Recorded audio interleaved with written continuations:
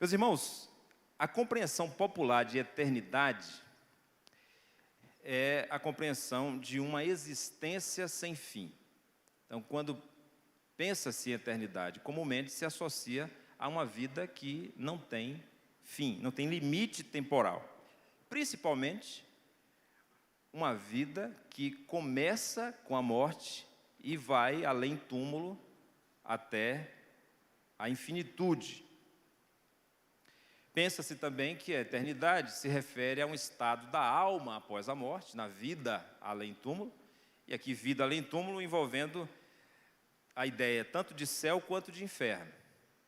É assim que a gente percebe o conceito de eternidade nas conversas informais, nas opiniões, como as pessoas se expressam. Essa ideia de eternidade, inclusive, é criticada. Aqueles que tomam como ponto de partida a ação, criticam a eternidade como sendo um escapismo. Então, as pessoas que acreditam em eternidade querem fugir da realidade. Na verdade, essa crítica, ela não tem razão de ser, pelo menos para a fé cristã, porque crer na eternidade não tem nada a ver com fugir da realidade. Crer na eternidade não tem nada a ver com fugir da realidade. Pelo contrário, na história da fé cristã, na história da igreja, as pessoas que mais fizeram diferença na vida terrena foram aquelas que mais se voltaram para a eternidade. Então, essa crítica cai por terra. Outra crítica é que essa crença na eternidade seria, se não escapismo, mas, com certeza, algo que não tem base lógica. Então, a eternidade é um conceito filosófico, é um conceito metafísico, como se diz, né?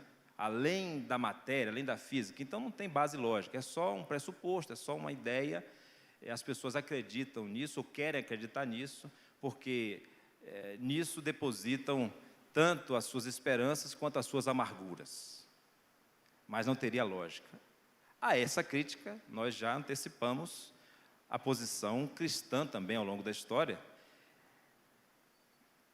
perguntando mais ou menos assim: quem disse que a lógica tem lógica?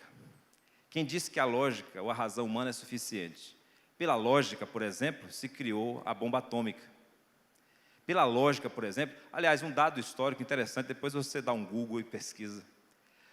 Quantas empresas e quantos cientistas deram suporte ao nazismo e ao holocausto de Adolf Hitler? Cientistas.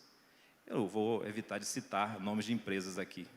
Até mesmo porque esse algoritmo do YouTube fica aí, procurando uma forma de derrubar o link. Mas a ciência deu suporte racional a um holocausto, por exemplo. Quem disse que a razão é confiável? A razão não pode ser um fim em si mesmo. É preciso ter um ponto fora da caixa, fora da caixinha da nossa racionalidade. Não quer dizer que a fé cristã seja irracional. Eu aprendi desde cedo, logo que entrei no seminário, que a fé não é irracional. Mas ela também não é racional, ou seja, ela não está restrita aos limites da razão. A fé é transracional, ou seja, apesar de não negar a razão, ela vai além da razão, ela transcende a razão. Essas observações iniciais são importantes porque nós vamos tratar de um conceito que escapa ao nosso entendimento, à nossa capacidade. Então, o que nós temos é a revelação de Deus, é a palavra de Deus, que para nós é autoridade de fé e de prática. Então, nós recebemos com a palavra de Deus e procuramos, a partir da fé, compreender, no limite do possível para nós, o que significa esse atributo revelado por Deus.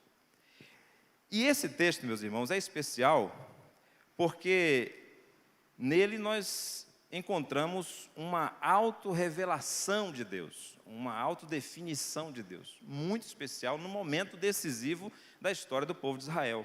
Nós encontramos aqui, no capítulo 3, Deus se revelando a Moisés, que era, nesse momento, o genro de Jetro e cuidava dos seus rebanhos, e no deserto ele se vê diante de uma maravilha, de uma manifestação da presença de Deus. Versículo 3 diz: então disse consigo, irei para lá e verei essa grande maravilha, porque a sarça não se queima. Um arbusto estava incendiando, mas não se consumia. E do meio da sarça, Moisés ouviu o chamado: Moisés, Moisés. Versículo 4. Ele respondeu: eis-me aqui. Teve um encontro com Deus no meio da sarça que não se consumia, ele estava no deserto. Enfim, esse é o aspecto da biografia de Moisés, muito interessante, mas não é o nosso foco hoje à noite.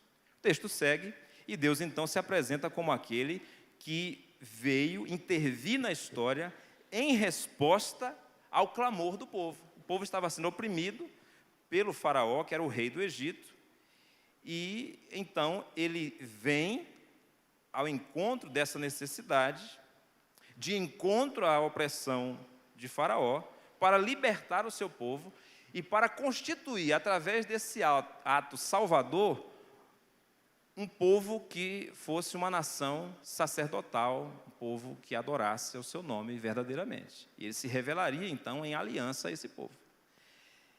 Só que, no versículo 13, como nós lemos, Moisés disse: tá, tudo bem, mas o que é que eu vou dizer a eles? Porque são tantos deuses e são milhares de deuses.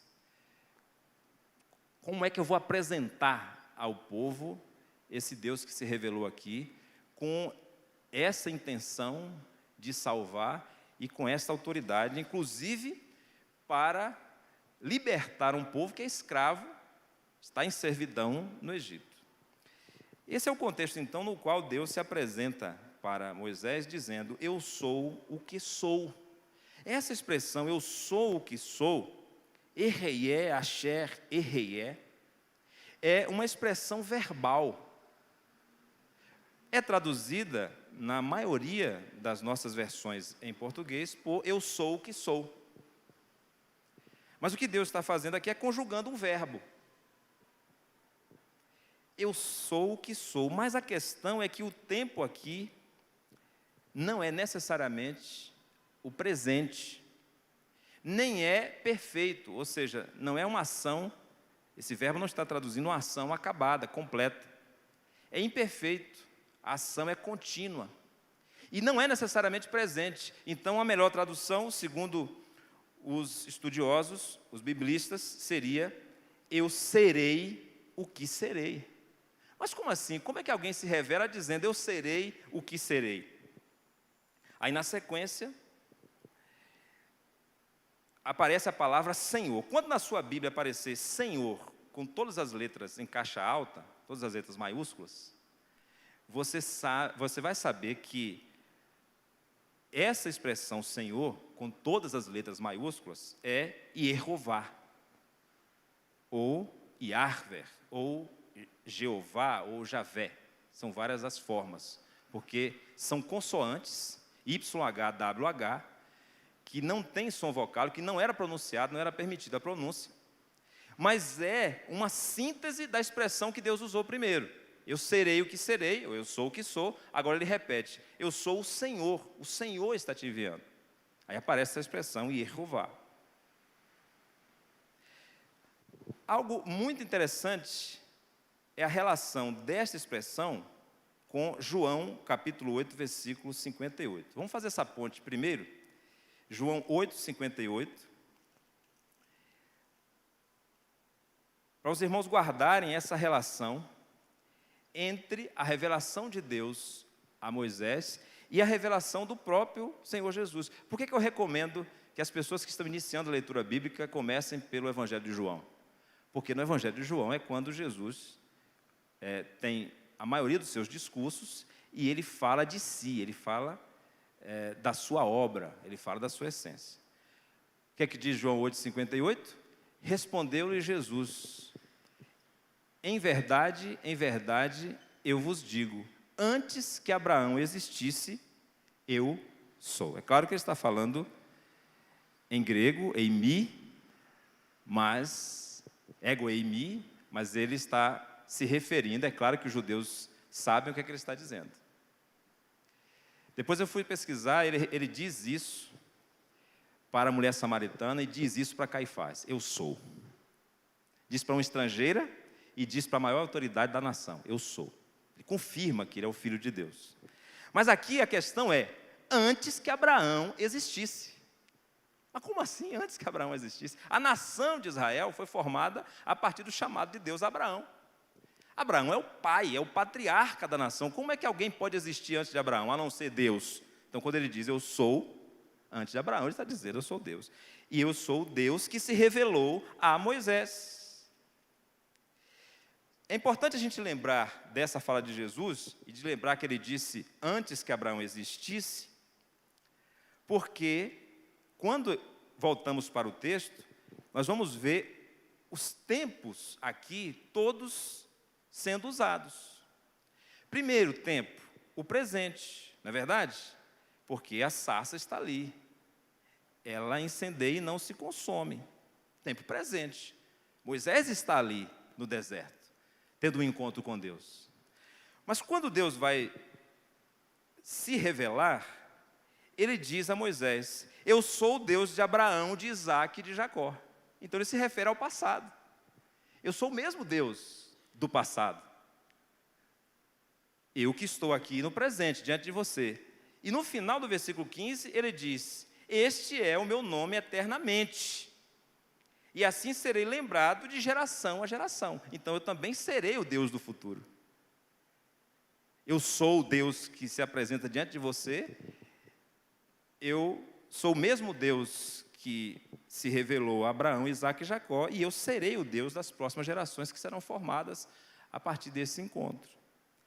Então, nesse texto, meus irmãos, nós temos aqui um conceito muito importante sobre a revelação de Deus, que é o fato de Deus estar além dos limites temporais, de não estar preso aos limites temporais. A gente começa, então, a pensar no conceito de eternidade. Deus não está preso ao tempo, ele está fora do tempo. Como é que isso é construído? A minha curiosidade inicial, quando eu estava revisando essa doutrina, era essa: como é que isso é construído na história? Porque as pessoas não nasceram com essa ideia da eternidade. Nascem com um sentimento, nós vamos ver isso, com o sentimento de que elas pertencem à eternidade. Mas como é que a ideia é construída? Em Gênesis, capítulo 21, versículo 33, Gênesis 21, 33, nós encontramos Abraão dizendo o seguinte: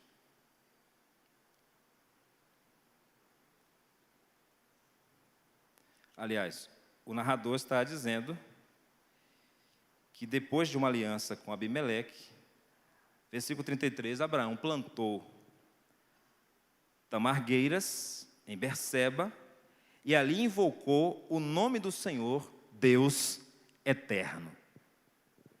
Deus eterno.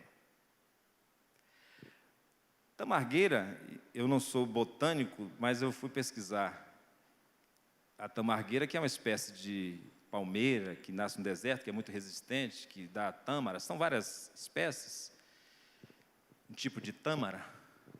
Mas eu fiquei curioso com o tempo de duração dessa árvore. Ela dura em média 100 anos.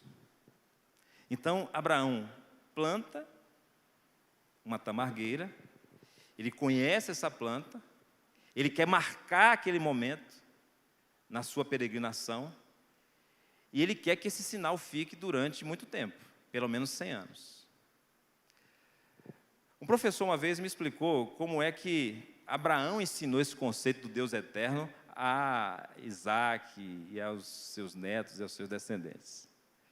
E o diálogo era mais ou menos assim: é noite, né? Estavam todos ali próximo da tenda, e antes de dormir as crianças, ainda inquietas, curiosas, começam a fazer perguntas. E Abraão, talvez, ali já idoso, bem idoso, está contando, e Abraão aqui é uma figura para um patriarca, né? Depois Isaque fez isso também, me disseram, né? Jacó fez isso também. Respondendo às perguntas sobre a idade, sobre como ele era quando era criança, quanto tempo passou. E a explicação seria por comparação. Por exemplo, uma árvore seria um elemento para comparar. Olha, quando nós chegamos aqui, essa árvore era muito pequena, mas ela cresceu hoje, né? E aí, mesmo depois que a gente sair daqui, essa árvore vai continuar, talvez até outras famílias estejam por aqui. Aí a admiração sobre a árvore. Mas a curiosidade continua, você sabe, olha, essa árvore está próximo de um rio. Esse rio aqui, ele é muito anterior à árvore. Antes que a árvore existisse, já existia esse rio. Esse rio aí fica, às vezes, minguado, ele fica quase morto, mas depois ele vem caudaloso.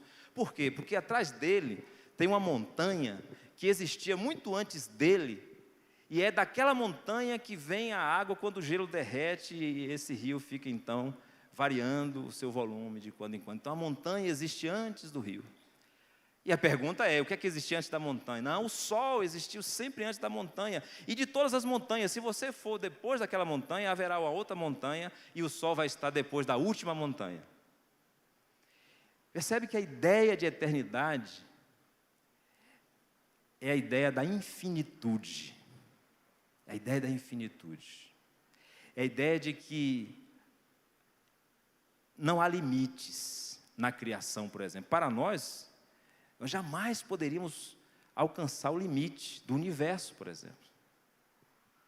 Existem muitas tentativas de explicação, mas não há limite. E quando o ser humano se vê diante dos seus limites, daquilo que é infinito, ele então precisa reconhecer que essa infinitude revela o Deus Criador. Então Abraão pode ter contado essa história dessa forma, e o conceito de eternidade começa a surgir como a infinitude com relação ao tempo. Deus, quando se revela aqui em Êxodo 3, Ele está dizendo que é esse Deus eterno, Deus de uma existência infinita, mas um Deus que se revela na história como Deus imutável. Ele se revela como Salvador. Vamos agora a Isaías, capítulo 40, versículo 28. Isaías 40, 28.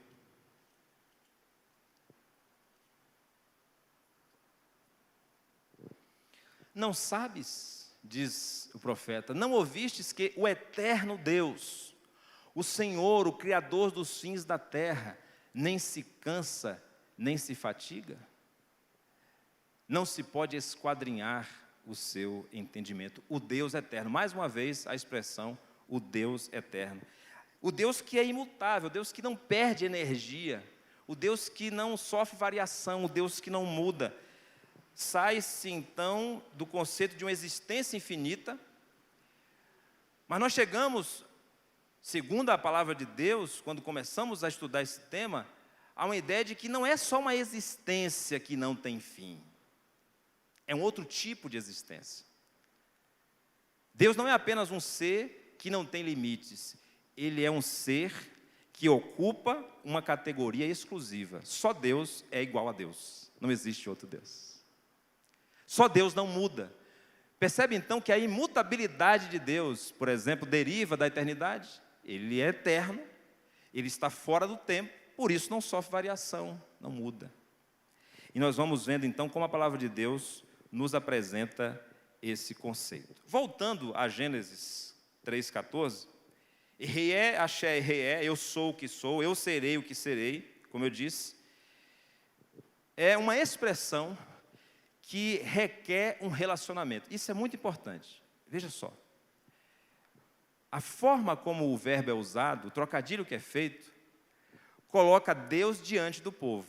Quando Deus diz, Ele diz, eu sou ou eu serei. Quando o povo se refere a Deus, o povo diz, Ele é ou Ele será. Então, Deus se revela, Ele entra no tempo, na história do povo, para estabelecer uma aliança, para ser conhecido como um Deus que é e que será. O doutor Ágabo Borges, que foi reitor do seminário quando nós entramos, um ano depois da nossa entrada, eu, o pastor Tarcísio, ele propôs uma tradução para essa expressão, eu sou o que sou. Segundo ele, como o verbo tem a ver com ação, e como essa ação tem o objetivo de salvação, de estabelecer uma aliança com o povo, para ele a tradução seria: eu me mostro como aquele que age. Eu me mostro como aquele que age. Eu vou acontecer na sua vida. Eu vou agir na sua vida. De maneira pessoal, através de uma aliança, e você vai me conhecer. Claro, dentro dos seus limites. Mas você vai conhecer a minha intenção de lhe salvar, de lhe preservar e de lhe conduzir por um caminho que eu estabeleci. Então, nós só conhecemos a Deus, meus irmãos, e isso é muito importante, através de um relacionamento. Deus não é um conceito. É isso que ele está dizendo a Moisés. Moisés está aqui limitado, me dê um nome, me dê um RG, me dê uma carteirinha profissional. Mas se Deus fosse fazer isso, ele teria que usar várias, né? Como as pessoas que têm vários passaportes, porque na palavra de Deus, a partir das experiências com Deus, as pessoas conheceram aspectos do ser de Deus e deram nomes. Mas aqui esse nome, Yehová, Jeová, Yahvé, a pronúncia nós não sabemos, mas sabemos que ele é uma síntese desta revelação de Deus. Eu serei o que serei. Moisés, fique tranquilo. Você vai lá e vai dizer que acontecerá algo sem explicação, sem precedentes, mas com uma intencionalidade que vai mostrar que só acontecerá, ou só aconteceria se realmente fosse através de um Deus que é eterno, que é poderoso. Nós estamos falando simplesmente de um beduíno, de um peregrino, fugitivo do Egito, a maior nação até aquele momento, uma das maiores da história, chegando até o rei, o soberano daquela nação, dizendo: liberte o povo de Israel, porque o Deus dos pais deles ordenou que você faça assim. Senão, ele simplesmente vai levar você a se render. E foi o que aconteceu. Então, esse acontecimento da libertação do povo da servidão no Egito mostra que existe um Deus eterno, que embora esteja fora do tempo, ele age no tempo. Ele age na sua história. E quando ele age na sua história, ele se revela de maneira pessoal. Nós já falamos aqui de Jesus dizendo: antes que Abraão existisse, eu sou. Ele está diante dos judeus, diante dos seus discípulos, mas ele está dizendo: eu sou antes de Abraão. E quando Jesus fala sobre Deus, meus irmãos, ele fala de um Deus pessoal, porque ele diz: Pai nosso que estás nos céus. Eu confesso para os irmãos que eu tenho as minhas questões teológicas, claro, até mesmo por isso que eu estudei teologia, e até hoje estudo.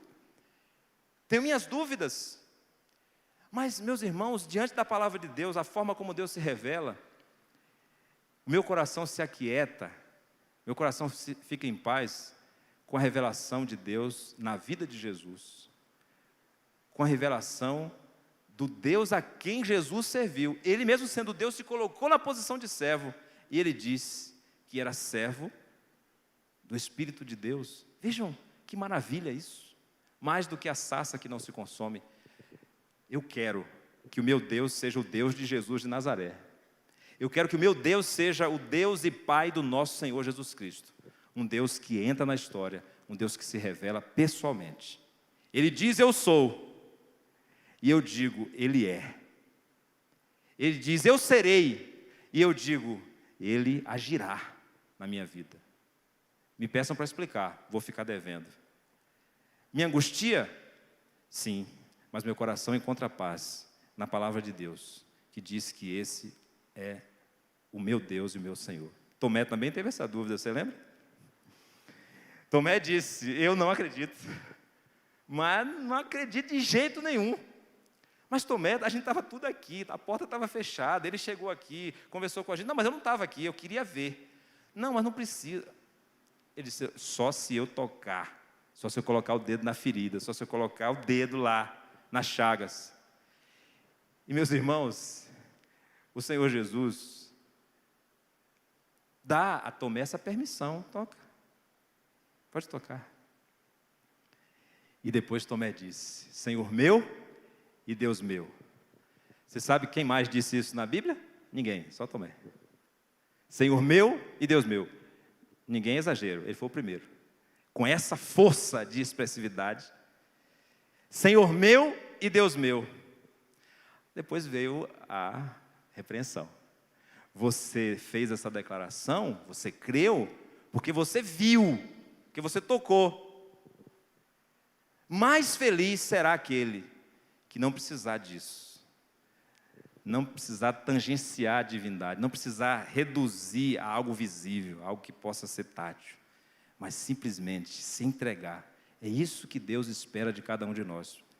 E a eternidade de Deus é um atributo que exige de nós a fé, exige de nós essa entrega. Deus é o Deus sempre presente, o seu nome é símbolo dessa presença, e Ele está presente porque Ele tem uma aliança com o seu povo. Ainda no Antigo Testamento, Isaías 41, versículo 4. Quem fez e executou tudo isso?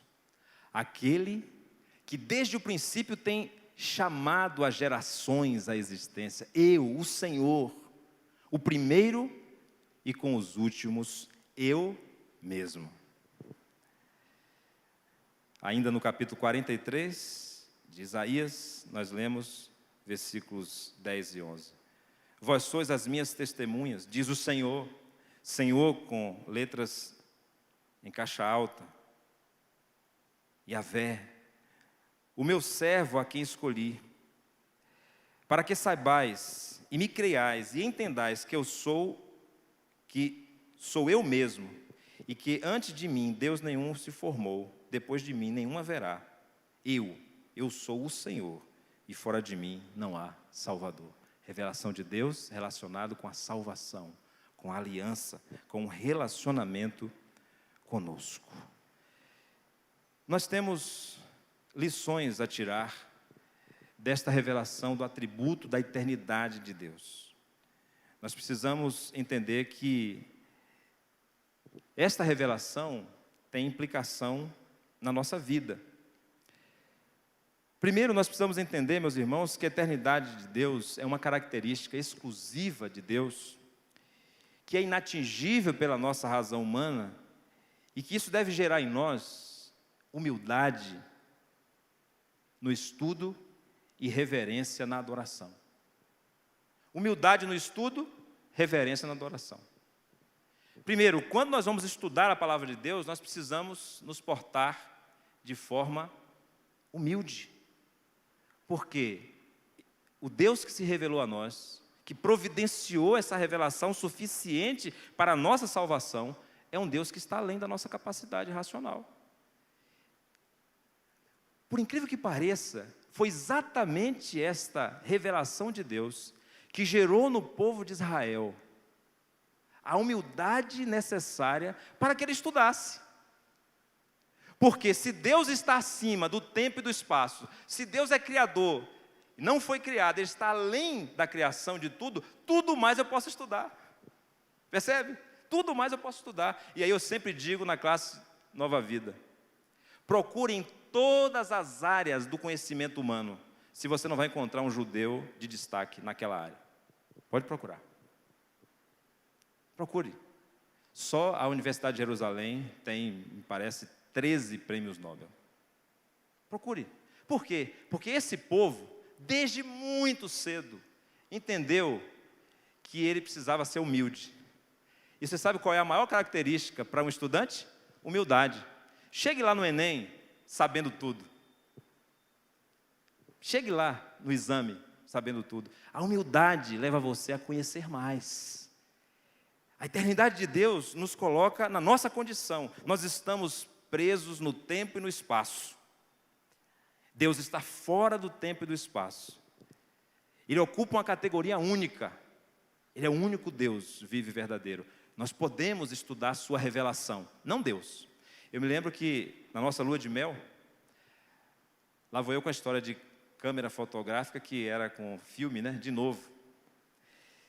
Algumas fotos nós perdemos, porque o fotógrafo aqui, empolgado, né? Achou de posicionar a lente da câmera contra o sol. O que é que aconteceu? Queimou o filme. É aí que nasceu essa expressão, queimou o filme. Por quê? Porque você não posiciona a lente da câmera contra o sol. Você posiciona a favor do sol. Ou seja, você aproveita a luz do sol, para que a luz do sol ilumine. Quando nós vamos estudar o nosso Deus, Ele não é um objeto. Nós não podemos levá-lo para o laboratório. Nós não podemos apontar a lente da nossa câmera para Ele. Nós precisamos olhar para nós mesmos, para a natureza, para a história, e aí sim nós vamos conhecer o seu agir. Eu me mostro como aquele que age, eu serei o que serei. Ele acontece em nossa vida. E isso é revelação de Deus, e por isso que nós conhecemos. E quanto mais nós conhecemos, mais nós reverenciamos esse Deus. Louvado seja o seu nome. Outra característica do povo judeu, por isso que é um dos povos mais perseguidos, mais oprimidos de toda a história. Um judeu não se ajoelha diante de um homem, só diante de Deus. Ouve, ó Israel, o Senhor nosso Deus é o único Deus. Somente ao Senhor teu Deus adorarás, e a Ele prestarás culto. Lembra da resposta de Jesus a Satanás? Somente ao Senhor teu Deus. É reverência na adoração. Meus irmãos, a nossa cultura evangélica está transformando Deus num ídolo. Nós criticamos a postura católica durante muito tempo. Depois, as chamadas igrejas neopentecostais têm influenciado as demais igrejas evangélicas, caíram no mesmo ou em um estado pior. De transformar Deus num ídolo, num objeto dos seus planos, dos seus desejos. Expressões como, por exemplo, colocar Deus contra a parede. Já imaginou? Tem que colocar Deus contra a parede. Tem que exigir de Deus. Exigir de Deus. Quem somos nós para exigir algo de Deus? Então, a perda dessa reverência na adoração é simplesmente começa com a falta de conhecimento do que a palavra de Deus tem a dizer. João Calvino disse que a eternidade é o trono de Deus e o tempo é o seu escravo. Deus se senta no trono da eternidade e o tempo é seu escravo, faz a sua vontade. Deus age no tempo, mas o seu trono é a eternidade. E para a gente entender como é essa relação entre a eternidade e o tempo, nós precisamos imaginar. E quem nos ajuda a imaginar é C.S. Lewis, por exemplo, nas Crônicas de Nárnia. Nas Crônicas de Nárnia, uma coletânea de livros que simplesmente é um testemunho literário da fé cristã. Ele apresenta Nárnia, que foi criada por Aslan, que é o leão, uma figura para Cristo. E nessa terra, em Nárnia, o tempo é contado de uma outra forma. Então, por exemplo, no livro que é o mais conhecido, O Leão, a Feiticeira e o Guarda-Roupa, quando as crianças entram pelo guarda-roupa, daqui a pouco elas se veem em Nárnia. Mas depois de muito tempo, depois de se tornarem reis e rainhas, depois de vencerem batalhas e depois de conhecerem e desbravar aquele mundo, elas voltam. E quando ela volta para a terra, no caso a Inglaterra, ela volta no mesmo instante, ou pouco instante depois delas terem entrado no guarda-roupa. E em Nárnia já se passaram séculos, talvez. Mas o contrário também acontece. E esse tempo é diferente. O que ele quer dizer é isso. E eu guardei aqui algumas frases. Por exemplo, Aslan dizendo assim: a eternidade não é o tempo, é o espaço em que o tempo se encaixa. A eternidade é uma outra dimensão. E o tempo se encaixa, ou seja, Deus que está na eternidade, que não tem início, nem meio, nem fim, Ele age no tempo. O tempo é encaixado na eternidade. Mas foi Lúcia quem disse algo mais interessante ainda. Ela disse assim: e aquele que foi chamado para a eternidade era como um homem que acorda de um sonho. Isso em Nárnia. Aquele que foi chamado para a eternidade é como o homem que acorda do sonho. Ou seja, o que é mais real? O que Lewis quer dizer é isso. O que é mais real? A eternidade ou o tempo? Aquele que foi chamado para a eternidade em Nárnia é como se acordasse de um sonho aqui. A questão que ele coloca é a seguinte: nós estamos diante da mudança, da variação, mas a eternidade é sempre presente. Vamos colocar isso na nossa prática de vida cristã. Quando você ora e você pede a Deus que, por exemplo, abra uma porta de emprego, eu sei que é um desafio à nossa racionalidade, mas Deus está com você no momento da sua oração e Ele já está lá no momento do emprego ou não, porque Ele está fora do tempo. É por isso que a gente diz assim, de uma forma mais simples: Deus não se surpreende com nada, porque Ele já está lá. Ele está no seu futuro. Aí você está angustiado agora, por quê? Porque você está sujeito à variação do tempo. Mas Deus está na eternidade. E na eternidade, Ele não sofre com a variação do tempo. Agora vamos voltar para a fala de Lúcia com relação ao sonho. Você já viveu a experiência de estar sonhando, de estar ansioso, porque você está vivendo alguma... É um pesadelo, na verdade, né? Alguém está lhe perseguindo, você está caindo, houve um acidente, alguma coisa assim. Aí você acorda. O que é mais real? O sonho ou a realidade? Você acordado. É claro que você vai dizer a realidade, mas naquela hora que você estava sonhando ali, as emoções estavam ali aflorando, o seu cérebro estava intensamente trabalhando. Mas então você acorda. É essa a ideia que C.S. Lewis quer comunicar. Quando nós entrarmos na eternidade, é como se essa vida aqui fosse um sonho. É por isso que é tudo maluco, é por isso que varia tanto, é por isso que a gente não consegue nem lembrar. Eu estou falando aqui para vocês durante meia hora e vocês não vão lembrar na terça-feira nem de 3% do que eu estou dizendo, porque o seu cérebro precisa memorizar. Você vai lembrar do texto que você vai voltar para estudar em casa. Êxodo 3, 14, 13 a 15, eu espero que pelo menos isso você lembre. É porque nós não temos a capacidade de guardar tudo, de ter o controle de tudo. É por isso que nos angustiamos, é por isso que estamos ansiosos, mas Deus não, Deus está na eternidade. E quando nós entrarmos na eternidade com Deus, é como se nós tivéssemos despertado de um sonho. Isso mudou muito a minha compreensão do que era eternidade. Porque, como eu disse no início, eternidade para as pessoas é como uma infinidade de dias. Não é, é a entrada numa nova vida, numa vida diferente. E como é que essa entrada acontece? Através de Jesus. Leia comigo João 17:3, e você vai ver Jesus falando sobre a vida eterna como sendo um relacionamento com Deus, através de Cristo, doada livremente por Ele e recebida por um ato de fé, a sua conversão. Por que nós dizemos que aquele que crê tem a vida eterna? São palavras do próprio Jesus. João 17:3 diz: e a vida eterna é esta. O que é a vida eterna? É que te conheçam a ti, o único Deus verdadeiro, e a Jesus Cristo, a quem enviaste. O que Jesus está dizendo é que a vida eterna é o relacionamento com Deus. Entrar no relacionamento com Deus através da fé coloca você numa outra dimensão da vida, que já é a eternidade, mas não plenamente. Jesus disse: eu dou a vida eterna. João 10:28, eu dou a vida eterna. A vida eterna é algo que Ele dá. Eu lhes dou a vida eterna, jamais perecerão e ninguém as arrebatará da minha mão.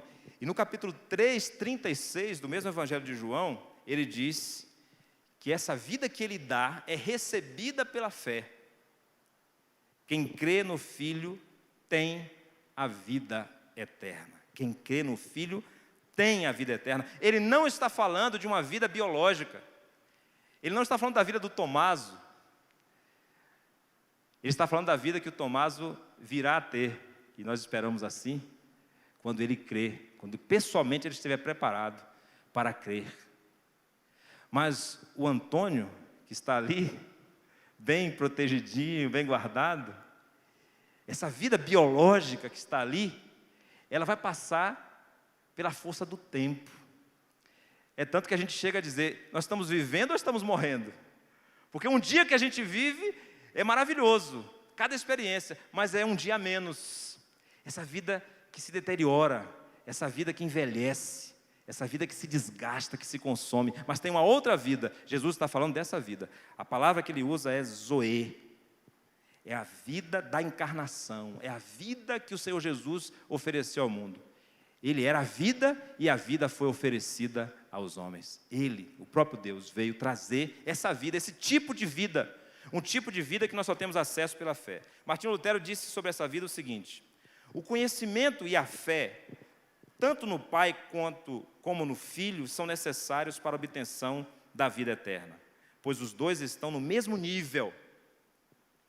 O Pai se revelou no Filho e o Filho tornou conhecido o Pai. A vida eterna é a união íntima, segundo Lutero, e a comunhão com o Pai e o Filho. Esta felicidade e bendição já começaram aqui no tempo. Todavia, aqui na terra, só em parte, mas na vida futura, em toda a sua plenitude e glória. O Senhor Jesus vai dizer, exatamente no Evangelho de João, isso que Lutero comentou. Em João, no capítulo 5, versículo 26, ele diz, porque assim como o Pai tem vida em si mesmo, também concedeu ter vida em si mesmo ao seu próprio Filho. João 5, 26. Assim como o Pai tem vida em si mesmo, também concedeu ao Filho ter vida em si mesmo. E aí, mais uma vez, C.S. Lewis nos ajuda com uma metáfora, para nós entendermos o que significa desfrutar dessa vida eterna pela fé. Ele diz que pessoas que viviam numa cidade suja, escura, muito degradada, tiveram a oportunidade de embarcarem num ônibus rumo a uma cidade muito bem iluminada, muito bem estruturada, com muitas possibilidades. Algumas entraram no ônibus, outras decidiram não entrar e permaneceram naquela cidade, porque não acreditavam na existência da outra cidade, porque já estavam acomodados àquela vida ali, mas muitas decidiram entrar no ônibus. Esse ônibus é a vida eterna, aqui na terra.